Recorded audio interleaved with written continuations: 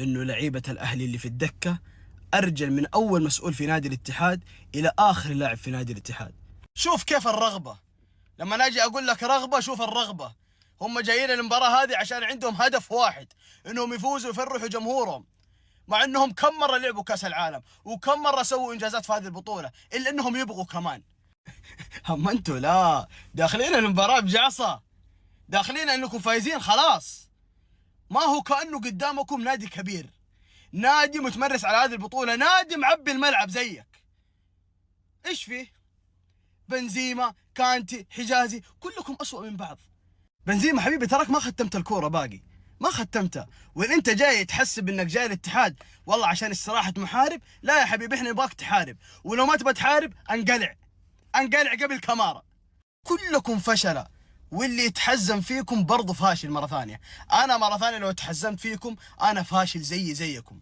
أنا بالله إيش ينقصني على الأهلي المصري عشان أنا أنزل بالطريقة الهزيلة هذه؟ أنا ليش أمس ما لعب ضد الأهلي ند بند؟ مع أنه أنا كقيمة سوقية وكلعيبة أقوى من الأهلي بكثير، بس أدري إيش السبب؟ لأن اللي أقل منك قيمة سوقية على قولتهم هم أرجل منك. إيوه أرجل منك. أمس أثبتوا الشيء ذا في الملعب، إنه الأهلي المصري كلعيبة أرجل من لعيبة الاتحاد. داخلين المباراة بشوفة نفس، داخلين المباراة كأنهم ضامنينها خلاص. ليه قهرك في هذا إن إحنا قاعدين نعدينهم في نتائج الدوري، ويلا معليش بإذن الله يجيبونا في كأس العالم بنلعب بكامل الأجانب.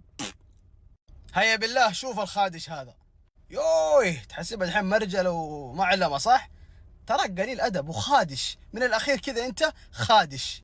الآدم قاعد يمد لك يده اللي هو أرجل منك كان في الملعب، زميلك تسحب عليه. شوف أنت مهما الآن، شوف بعد اللقطة هذه حلو، أنا كنت أدافع عليه كله صغير ومدري، بس بعد اللقطة هذه أنت مهما سويت ومهما فعلت مع نادي الاتحاد، ما دام إن عقليتك باقي كذا أنا ما راح أشوفك شيء، ولا جمهور الاتحاد راح يحترمك.